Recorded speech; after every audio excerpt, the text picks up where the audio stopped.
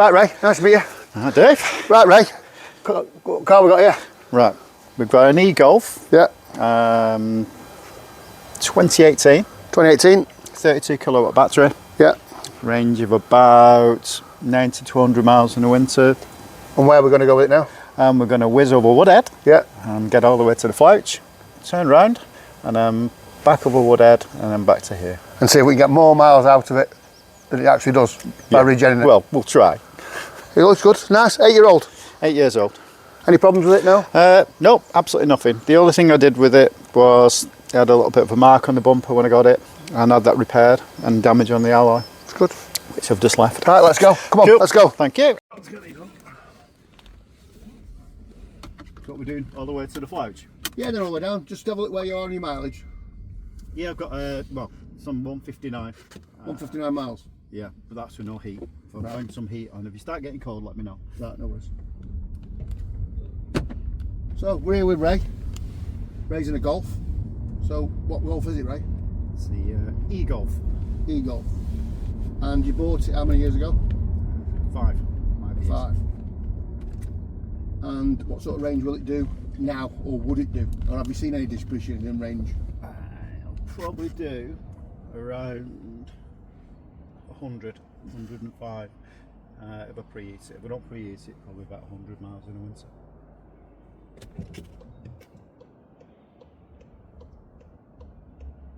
Wow, it's a bit busy. Yeah, it's because of the roadworks at the top of it. Oh yeah. Yeah. So you've got an home charge, haven't you, Ray? Yeah, I've got an Omi. So you're paying 9 pence a kilowatt? Nope, 7. 7. Okay. I think it's 7 or 7.2. Is it 7? No, it's 7. I think it's 7. So anyway, I'll put a bit of heat steaming up. The all electric cars suffer from it. Like I said, that update for mine, that should stop it with a bit of luck. Yeah, look, with the heat now, it's saying it's never going to get start. So you're saying the minute you, well, mine's the same, as soon as the air conditioning goes on, the range plummets by a mile. You know? Yeah. 155. 155 to 107, so it's losing 50 miles behind the air conditioning on. So it's losing a third. A third of its battery capacity. But this is pretty old technology now, 2018, compared to yours. Yeah, so you're 8-year-old, aren't you? They move on, don't they, all the time with technology. But like Harvest.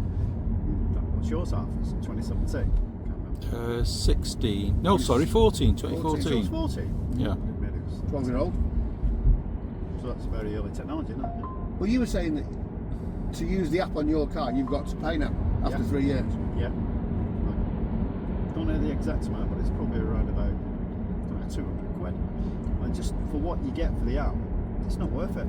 It's not worth paying 200. So you can do it manually inside, to preheat it. Oh, so you can set a schedule. Yeah. If you wanted to. Yeah, which I do during the winter. Obviously, in the summer I'm not going to do it, but I should do it really because it gives it a little bit extra range when you preheat it. So have you noticed anything at 8-year-old that this car's missing, that the newer ones have got, in your opinion? Yeah, decent app. Well, apart from the apps, and was it missing anything? Like when we take mine up here, we'll see that I've got niggly things that are starting to annoy me after 2 months.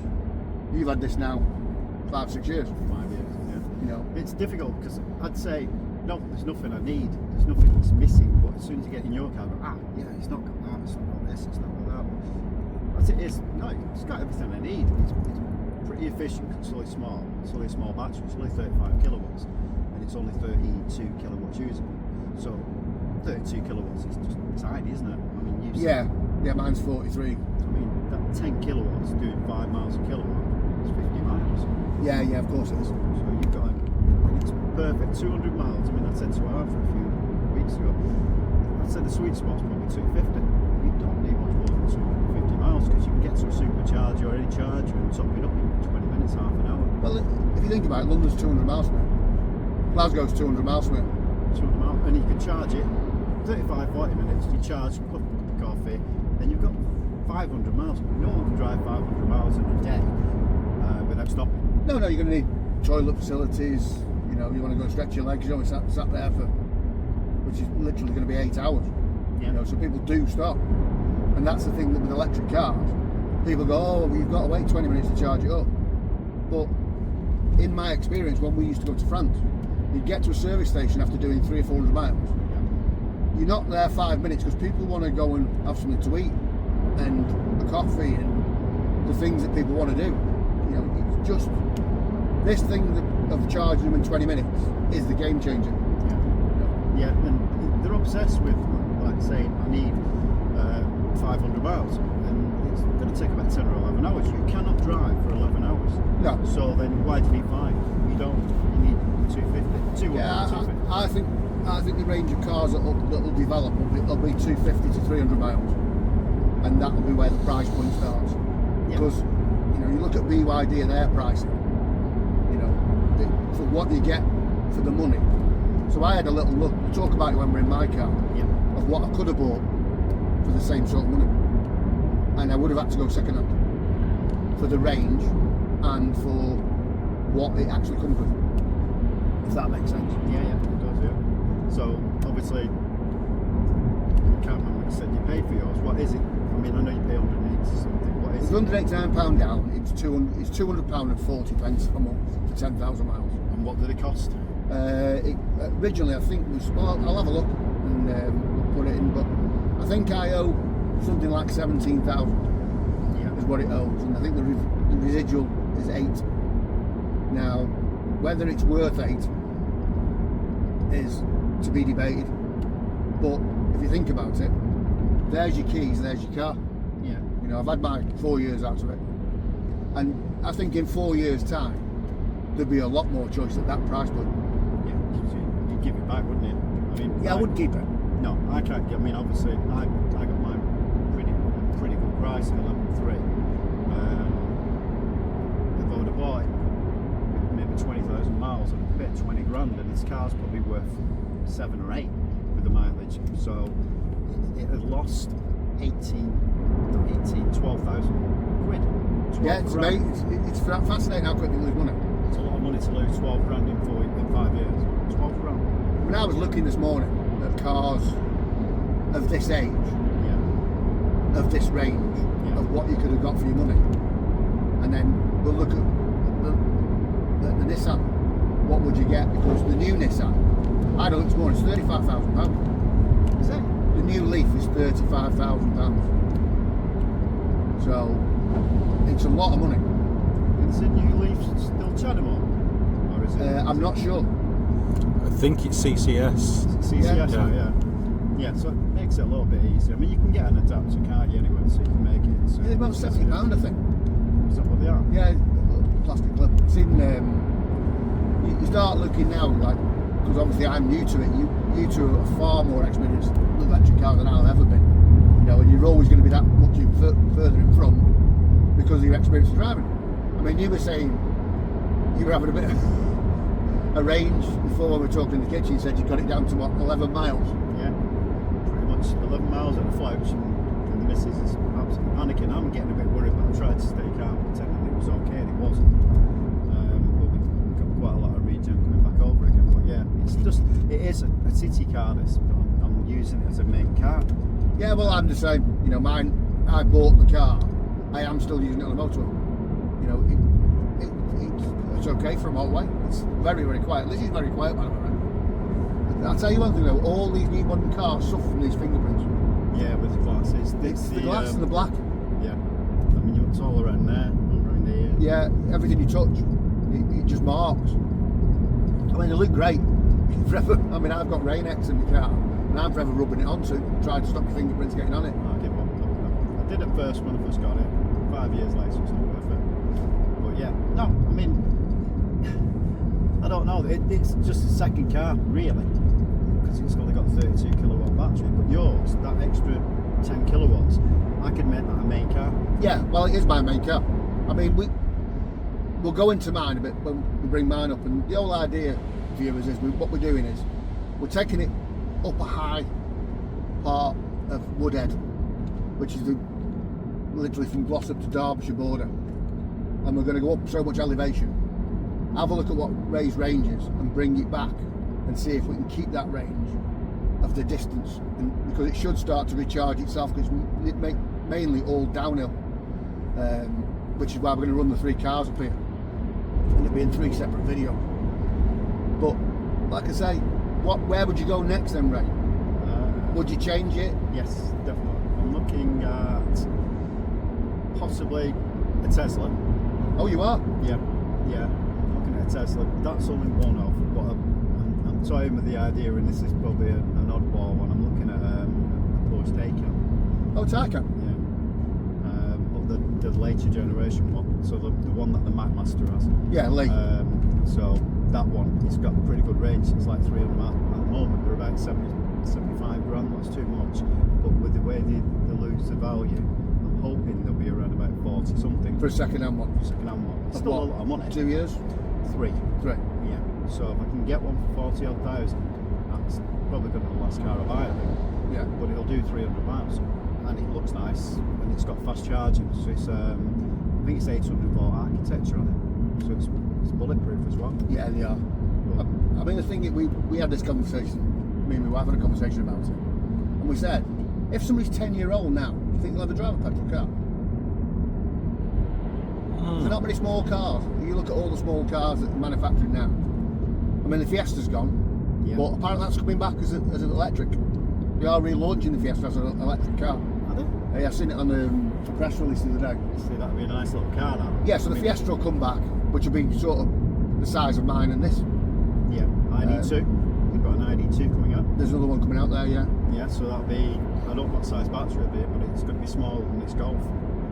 So it's going to be in between, obviously, say something like a Fiesta and maybe this Golf size.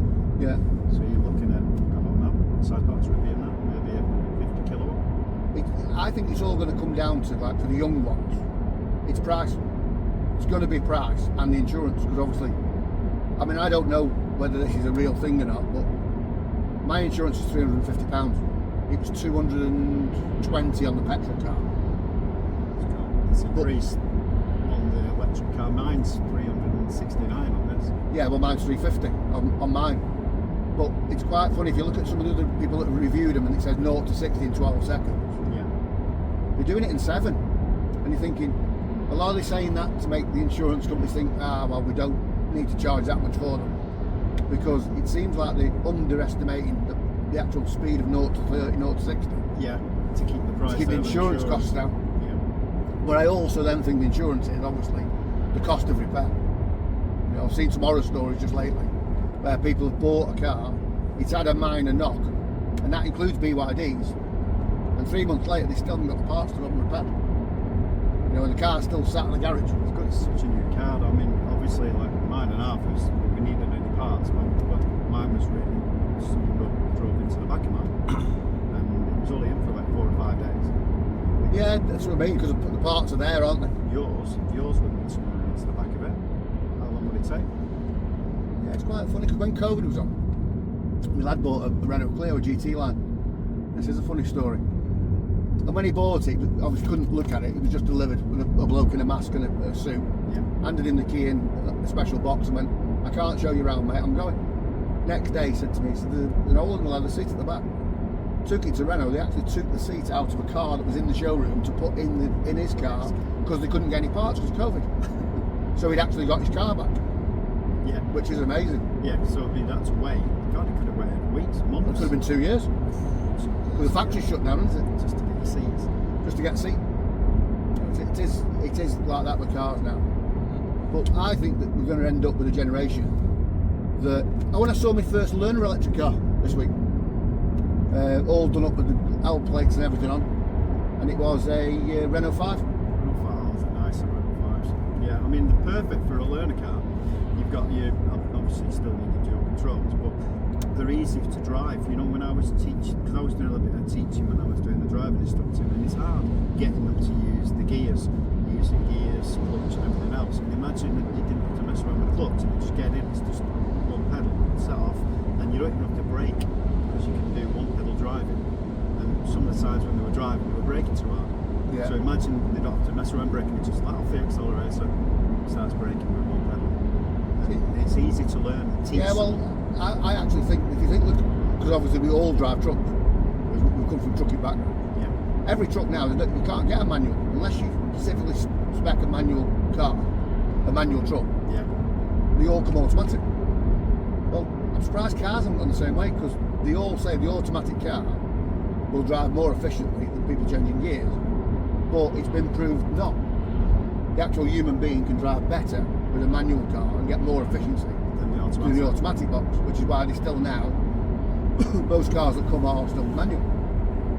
The trouble is now, I mean, you'll be the same in Arthur is, I've got a Giulietta, and it's a 6-speed manual gearbox, and I hate driving it because I've been so used to driving this. Just put it in D and set off, and you don't do anything. You can even put it in D and put it in B and let it regen, and you don't do anything. Whereas you've got to use clutch, traffic, you stop, start, you're trying to. It's awful. I mean, it's lazy, but it's just nice and easy. Yeah, no, I agree. I mean, it's quite funny because I've never had an automatic car. Automatic trucks, yeah, but I've never had an automatic car. I haven't. And then when we bought the electric, the BYD Dolphin Surf, it's like, I couldn't go back to manual. I'm the same. But my wife won't drive it because she says, I don't like automatics. And I'm like, there's nothing not to like. It's simplicity. I mean, Julie won't drive this. No, I mean, to be fair, my wife. I did have an automatic. I had a Renault Galaxy, Ford Galaxy, to my 40th birthday, and it was automatic. And I said, go on, just drive it down the street, and she put a left foot on the brake, and nearly sent us all through the windscreen. And she went, I'm not driving, and I shouted, and of course she said, I'm never driving it again. Yeah. And that was where it was. I did that years ago, driving my mate's MG. So he had an MG midget. 3 litre, I think it was, V6 or V8, and slammed on the brake, just watching, and I kept doing it, and you can't, so it's the muscle memory thing of doing it. You just put your foot, I put mine on the block, which I do with the car anyway. You don't have it with this, because it's literally, the pedals were like that, weren't they? They were long pedals where your clutch would be, whereas this has just got 2 pedals. Yeah. So it's easy, you can't make a mistake, you can't slam on the brakes. Yeah, because old automatics did used to have a massive brake pedal, didn't they? I remember it really well. We had a 2-litre gear automatic Capri. And that was the same, the pedal was like that size of your phone. And what would you do? Because you used to do a clutch, straight on there. Yeah, put it on the brake. I'll tell you what, I didn't realise we had so much snow up here. No, I didn't. Did a range now? 71, 70. What did I start with? Well, 155 without the heating on, and then he went to 105. 105. So you've lost 35 miles in 13 miles. 13 miles. But it is all grading. Yeah. You know, we've always said electric cars don't like grading. And temperature. No, they don't like it cold. So what we all know. So minus 0.5. At least you've got temperature gauge. Yeah, you've not got one. I haven't got one. I haven't got a real wiper either. I can't believe. I mean, the Ioniq 5. I can't remember the Ioniq 5. They didn't stick a wiper on, and they started sticking them on there. Yeah, well, I mean, when we get into mine, I haven't washed it on purpose. Yeah. And what I am going to do, I'm going to do half the back window in Rain-X. Yeah. And leave the other half untreated and see if that actually does any better. I've not treated it yet, which is literally the stuff you put on a motorbike on, so when the rain hits it just beads off. And I'll put that on and see half. So? Yeah, so now I've come back up on my own. 2.5, so by the time we get to the flex roundabout, it should be on maybe 3. Yeah, it's come up to 72 now, so it's starting to recharge itself. Yeah. It's obviously back up here again. Yeah, you'll use it again, opposite of gradients. Yeah. What stunning scenery is up there? Yeah. So I tend to start doing mine in B all the time. I was watching Dave Takes It On. Yeah. And once I started doing B, even on the motorway, it's been more efficient. Yeah. Just leaving it in B all the time. It works. It really does work. It's strange because mine, I've got high, standard. When it's on high, it's slowing you down that quick. You're not getting any momentum. So you have to, like on a long descent like we just had there, I will have to change mine. Otherwise the car will virtually stop. It'll recharge it at 24 kilowatts, is what it'll do on high. Yeah. But the car will stop before you're actually getting any momentum out of the car. Well, it's more for town now. Lift off and it recharge, lift off and it recharge all the time. they were saying about the Teslas. So Teslas have taken the ability to turn it off. So it's on all the time, one pedal. Tesla are doing it. You can't turn it off. On the older ones you can, but on the new ones it's on, and it's on all the time. And if it's on all the time, then there must be a good reason for it. So that's what this guy. Must be a good reason for it. Tesla are doing it. So I've just left it on all the time. Motorway, going to work, and it's been more efficient. And I've always put it into D on the motorway. So it's obviously it's not kicking in. Yeah. And it's been more efficient putting it in. So just out of interest, have you using your cruise control or are you just using your foot all the way? Just using the phone. See, because it's quite. When we jump in mine, you'll see that if I set it in cruise control, Yeah. you'll see it do 7 kilowatts and nothing. 7 kilowatts. It seems to surge at a mile and come off at a mile. It's dropping. It's recharging itself automatically with the cruise control on. Yeah. I mean, it's just a bit twisty with the weather being so bad. Yeah, well, you don't want him sliding around. Because I bought some new alloys for the car. Picking them up next week. Well, having them repaired. So I'll probably do another run on it again, see how much it's reduced the range. Because they're 18-inch wheels. Oh, so you'll lose it. I'll probably lose about 15 miles. So this is the halfway point where we are. So we're now on 82 miles. So it's gone up another 10, 12 miles coming down the drop. Yeah. So we're at 82 now and we'll go the same distance back again. So that was 16 miles. So it's going to be a 32 mile round trip. Yeah. Is where we'll be at. And obviously you can have a look at what it's going to drop by the time we get to the top. Yeah, because is that your average? You're getting 3 miles per kilowatt. Yeah. Which is pretty good with heat. Yeah, because you've got your heating on. Yeah. And it's on 25 and a half. See, again, when you jump in mine, there's no numbers. We've no temperature gauge. How do you know what you've got? You just don't. It's a slide and you think, well, that's warm enough, that's where you are. Yeah. But there is, because it's so new, I mean, it's on its second update, which we'll do a video about the update. People are saying for my car now that all the controls are on there Yeah. for the heating and they disappeared since they did the upgrade. Okay. Yeah, so that's what they're saying on. I'll have to do it tonight when I get plugged in, and then we'll see what's changed. You know, I've got a big list. There's about 10 things the update's going to be. A 56-minute upgrade, so it's quite a big one. 56 minutes. So we've got cruise on that. So if there's any cars in front of me now, it's similar to yours. Yeah, so you've got adaptive cruise. It's got adaptive, but it's not as obviously as good as yours. So if I stop for more than 10 seconds, it won't set back off again. It won't. No. Whereas I take it yours will. Yeah, mine will. Yeah. So it's right. Yeah, Mine on the display locks in. Yeah. It's locked to the car in front. So the car moves regardless if it's been stopped for a minute. Yeah. It'll still move. Yeah. I've got to press resume. Right. Well, no, I think it's about 30 seconds on mine, because all you have to do is you press the button on the steering wheel, and it will take itself over. Yeah, well, obviously, if I'm stuck behind this car and it stops, and it's only 10 seconds, it will set off again when he sets off. But if it's a minute, I've got to press resume on the steering wheel, and then it will just pull away and do everything again. So, do you notice at speed your range decrease even more? So if you went to work at 70 miles an hour, Yeah. and went to work at 60 miles an hour, do you notice how much extra it uses? Yeah. I tested it. I did 70, 60, and I did an Eco Plus, which is a maximum of 59. So I was doing 59, but you've got no power to overtake. Yeah, no, again, mine's the same. So I always do an Eco, which will do a maximum speed of 75, so it's perfect. And I do 75 max, but normally I'm doing, I said this, cruising 60, and then just overtake occasionally. So on my journey to work is about 60, 65. So turn that off. So do you actually sit at 65 or do you sit at 70? No, I sit at 60. 60. Yeah, I do 60, and only if I'm overtaking, I'll do 65. I'll try and do 60 because it's most efficient, it's fantastic, it's really good. But if I start doing 65s and 70s, I can see it dropping, plus obviously the miles per kilowatt. It's averaging to work during the summer, probably about 4 point something, think as soon as you start getting over 4.5, you're in a right range of distance. Yeah. I mean, the viewers can see it, it's absolutely freezing. We've had snow,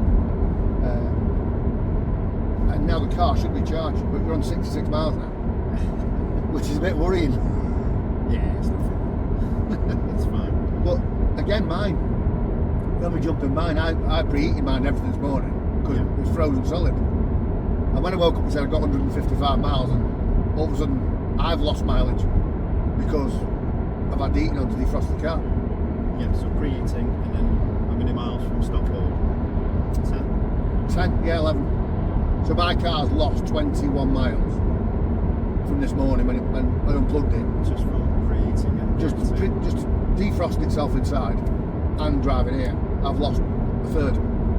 Very similar to what you say you lose. So it'd be nice to see when it's obviously you've not had it in the summer, have you? So you can't really test it. So No, we did the motorway runs at 70 and 60 to the airport and back. It was 10 miles that exactly from my house to the cargo centre. It was 10 miles or 9.8 miles.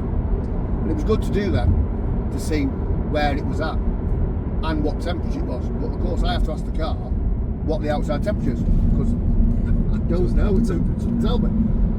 can't believe that. I mean, that can be fixed with an update, couldn't it? Well, apparently they have updated it, but only in Europe. We haven't got it in the UK apparently. But I can only find out when I actually physically do that update. I just can't understand. I mean, this is an 8-year-old car. I mean, has yours got a temperature gauge, Arthur? Yes. Yeah, mate. So Arthur's got one. My car's 8 years old. Arthur's 2014. I think they've just overlooked it, haven't they? They've overlooked a lot of things, I think. Yeah, because I can't understand why they would do it. It's not a cost-saving thing, is it? Well, it's a digital display. I mean, when you jump in mine, you'll see it's literally a 10.5-inch tablet. Yeah. And it is a tablet because it's running on Android.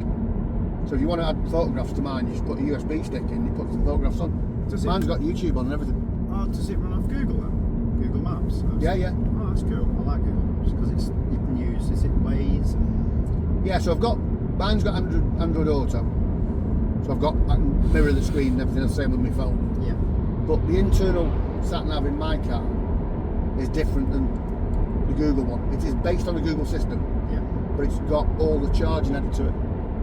So when I was coming to meet you guys today, it said I would be on 64% battery when I got it. And then it starts to highlight the charge in a circle of where you might go. So it's on the display. Yeah, so it's You aren't searching to where to charge it, you're all lit up. Yeah, this doesn't happen. I mean, I can put the destination in here and it's probably, you can see the charges when you put it in initially, but when you're driving it's not showing it. I say it's not showing you like you've got a 50-mile radius. It's just See, mine shows a lot different. Mine shows if it's a school zone, it tells you school zone ahead, slow down. It's got extra things built in for safety on the sat nav that the car's got built in. It's based on a Google Maps, exactly the same. It runs Google Maps, but they've added stuff to for their brand, if you like. Yeah. So it's Google Maps behind it, but with a BYD interface, which they've got school zone ahead, tight bend ahead, and it tells you.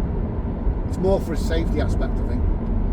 And the display of where you're turning, it actually shows you the roundabout with all the junctions off in a box. So there is some other quirks, but I find it, if I use the sat nav in mine and not my phone, it tries to take you the most efficient way.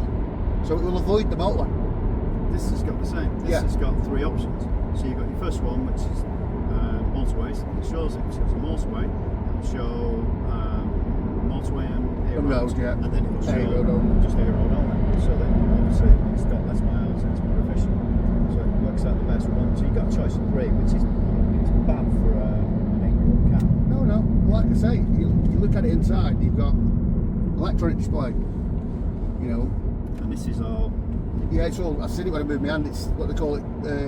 It's what's it called? I can't remember. But I turned it off because it's got gesture control. That's right. And you can do that. But every time I was grabbing for something, it was changing tracks and changing a radio station. So I just turned it off. It was driving me mad. But yeah, you can just do that. Yeah. I mean, it's strange because when you get inside mine, you see it's got YouTube and Spotify and all that. Yeah. You see where they've come. Yeah. But it is only an Android tablet. I do try and stress people to go, oh, that's nice. The Tesla's got a big display. It Android tablet. It is not something they've made. It's an Android tablet. It's Android, yeah. So like a Tesla's, I mean this is, I think it's 9.2. So I don't know what yours is. Smaller, isn't it? It's definitely smaller than that, isn't it? Yeah, well, that can rotate, man. Oh, you can rotate it. Yeah, that's a little bit fixed. But yeah, it's fine. I mean, for technology-wise, I still think it looks okay. The car still looks quite modern inside. Do you know what? It's quite funny because my Seat Ibiza came out of the VW parts bin, and I've got that sat nav in my Ibiza, in my Toledo. Yeah. And I've got your window wipers, and I've got a Polo indicator stuck. Yeah. It's mad. Because see, it's just a It's Volkswagen Group. That's why my missus is looking at buying a small electric car. So we were looking at the Seat Me because the Volkswagen EO and the Citigo, I think it is, they're a bit dearer. Well, they're all the same car. But they're all the same car. It's just a different shell. So the Me, you can get about 5 miles to the kilowatt. So some of them with Me's are getting about 180 miles in the summer. What range are they originally? The Seat Me. Well, the Seat, it's this battery, 32 kilowatts. Right. This car, but with a different shell on it, smaller. Yeah, but smaller. So this is probably getting about 4.5 to 5.1 maybe in the summer, depends how I drive. The Me is getting I've seen some reports of it getting 7 miles to the kilowatt. So they're really efficient and they're really light. And Julie's only doing 11 miles a day, so she probably wants to charge it probably once a fortnight.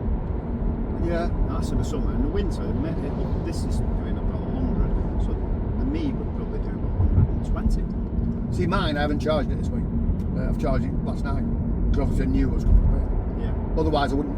I was on 9%, so you know it was going to get charged whatever happened. But that was all week, so I haven't charged it apart from last week. I haven't charged it this week to go to work 4 days, which is 160 miles. And you don't charge for 4 days. Does yours have a heat pump? Yes. Does it? See, this doesn't. It's an option, and it'll probably give it about another 15 miles of range in the winter. But it's one of them. It's trying to justify 500 quid for a heat pump for the mileage you do. And Josh, when he did have it, he was home every day, and he was just plugging into his dad's electric, so it didn't cost him anything. So in his eyes, it wasn't worth spending 500 quid. Now, if it was me, because of the miles I do, and I was buying this new, I'd have a heat pump. Yeah, of course you would. I mean, because I've kept it for 4 years or 5 years, I'd have got the money back. Yeah, you got it in electric saving. Yeah, but if you're only keeping it for 3 years, and especially how light the batteries are now, it's probably not worth it. I think the problem we have now as electric car owners is you see the saving compared to putting petrol in. Yeah. But whatever you spend extra to get that back saving, Yeah. because it's so cheap to charge, it takes a lot longer. Well, probably. I'm looking at like you did when I bought it. Was putting about 50 quid a month in the Fiesta. And the way I looked at it was charging was free, so I was charging at Tesco. Yeah. I was banging it on for probably about 20 minutes. Just popping in Tesco's, having a walk around, or just sitting in the car. And I was getting free charging for months until I started working at Aldi. And then once I started working at Aldi, it was just I had to get the charging fitted at home. Yeah, I mean, I've been looking at loads of different forums, and a lot of people are still using a 3-pin plug. And I'm like, It's a bit dangerous with the heat and everything. well, I isn't it? couldn't get any miles. So if you think about it, I think mine is, I'll have to look at the figures, but I think it's 1.7 kilowatts. My granny chargers, they call them. Yeah. So if I put that on for 5 hours, I'm only getting about 8.5 kilowatts. It's only, what is it, 1.1? About 1.7 kilowatts they put in, that's all. I thought it was more, I thought it was 2. No, I don't think that much. Right, yeah, so it's they're there forever. I mean, Well, I never use mine. The problem you'd have is, because we're all using these EV tariffs Yeah. for 5 hours, you'd plug it in for them 5 hours, you'd never get enough in it to go anywhere. You would have to go and use a public charger, or to go anywhere, because you'd only put enough in Yeah. to go to work and back if you're lucky. Yeah, 7 kilowatts, and it's like 7 wide, so it's 50 odd. So it depends on the size of your battery, but Well, you're probably getting 40 mile out of it. yeah. I mean, mine's perfect. I bang it on charge, and I know you shouldn't do. I put mine's about 95%. I charge it to 95%, and I have done for 5 years, and it's still doing pretty close to what it was when I initially got it. When I first got it, it was saying 178 on Eco, and I've seen 172 during the summer. See, what's interesting now is we're now at 26 miles. It was 105 when you left, and it's 77 miles. So we were at 70 at the top, going towards the Flouch. Yeah. And you're now more returned. On the way back. On the way back, you're 7 miles up from where we were. And that's because it's in full regen. Yeah. So with this now, I can drop into D and start sliding that across and drop into 1, 2 or 3, but I just leave it in 3 now. But yeah, this is why Julie was worrying, but I knew it'd be fine on the way back. And it pretty much had more when I got home than it did when I Set off. I mean, there's one we want to try, and me and the cameraman went up. It was the back end of Buxton, and the way we went, it was through Bromley and all that, and it's literally like going up the north face of the Eiger. Yeah. And we got to the top, we turned around and I went, he's not going to use anything coming back. And like, what? So he won't use anything. I think it was 11 miles better off on the way down, but obviously I will use that 11 miles to go up, because it's never going to be efficient going up a straight hill. It's just never going to be. Well, no, you can't get any regen, so it's just going to. That's why they say with motorways, that's why you can't get anything back. No. If you're doing a long journey on a motorbike, because it's just getting no regen at all. We're not recovering anything, are you? No, and that's with me now. I mean, mine's 32 usable. What's yours usable, Arthur? It's a 24 battery, but I think 2 of it's kept, so it's probably 22. 22 usable. Yeah. So I mean, I'm always worrying and panicking with my 32 usable. You've got 42 usable. What, as in kilowatts? Yeah. All of it. It'll use it all. Yeah. It'll just die on its own. It'll come up with a yellow sign saying, be aware you need to charge. Yeah. And then I think at 5% it won't do any more than 30 miles an hour. And then it just literally starts to crawl. I've not done it. I just don't think it's any good for it to run it completely flat. It's not. It's running it flat and running and charging too high are the worst things you can do for your battery. So with mine, I'm probably doing the worst thing. I'm charging mine to 95 pretty much most days. But I never run it any lower than about, I don't know, 20 miles, something like that. And I always bang it on charge. But I charge it every day. So yesterday I did a lot of running about, and the day before and I had 82 miles, and it was pretty close to, not running out, but I think at about 20 miles of range left. But no, it's what you get when you've got a small battery. Yeah, I mean the problem I have, there's no option for me to charge to 80%. It's 100% every time it plugs in. Is it 100%? Yeah, that's what they tell you, 100%. And if you're just short charging it, Yeah. it tells you once a week you must charge it to 100%. Is it LFP then? Yeah. Ah, that's why. It's a blade. Oh yeah, so the LFP battery, which is in the Teslas, they say, because it's something to do with your, something on your, for your mileage. Yeah. So it tells you how many miles you've got per kill. They can't work it out Yeah. if you don't charge it regular to 100%. So it recalibrates and works out what your efficiency is. So if you don't do 100%, you can't work it out properly. Same problem that mine was getting, because I was charging mine up to full, Yeah. and it was 790 miles. I'm like thinking, well, I've lost 10 miles. Where's that 10 miles gone? Because it should charge to 100. Yeah. And it was because I wasn't charging it fully. I was, obviously when I was filming it, I was going on to public charge and only filming it to like 90%. Yeah. And it recalibrated itself to Yeah. work out that's what we're doing all the time. Yeah. Now it's charged back to 100, it shows me 200 miles. Yeah, I've done it yeah. twice, and of course I'll have to plug it in again tonight, because last night, because it was so low, it never got to full. Because I would have to pay the extra money. Yeah. I would have to put it on to 30 pence kilowatts more. Yeah, you're not going to do that. I mean, mine's the same, 28 pence per kilowatt, and I'd rather just have 10% less. But obviously, you wanted to do a range test, didn't you, probably? Yeah, and then like I say, because it went really, it was 10 degrees earlier in the week, and I did the first 50 miles, and I used 25% of a battery, and got 53 miles out of it. So, literally, it should have done 212. if it had carried on. But it never got there because obviously we had Thursday, it went really cold. Yeah. And again Friday it was cold, and that killed it. You know, well the range is still on it, so it'll show. Look at that now. What do we have? 81. So 81. So it's what's that?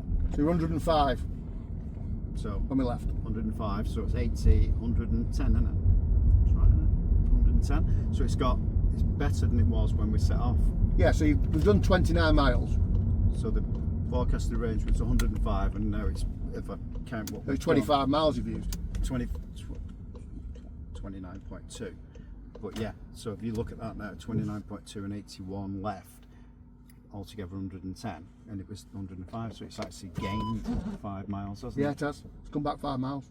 And that's just because coming down. Yeah, just regen, isn't it? Yeah, so it's actually been more efficient than the ISA said when I started. It's interesting that. I knew it'd been an interesting test because Yeah. of where we were and it coming down hills. I knew it would be. Well, look at the efficiency, so we can check yours afterwards. So 3.7 miles per kilowatt efficiency. Yeah, I think it was 2.93 as we left. Yeah. So it has come up significantly from where we left. Yeah. Yeah. Well, it's a bit. Obviously, the battery's warm as well. Yeah. So you've got a warm battery. But yeah, I'd like to see how efficient yours is and how efficient ours is compared to this. So, thanks for that, Ray.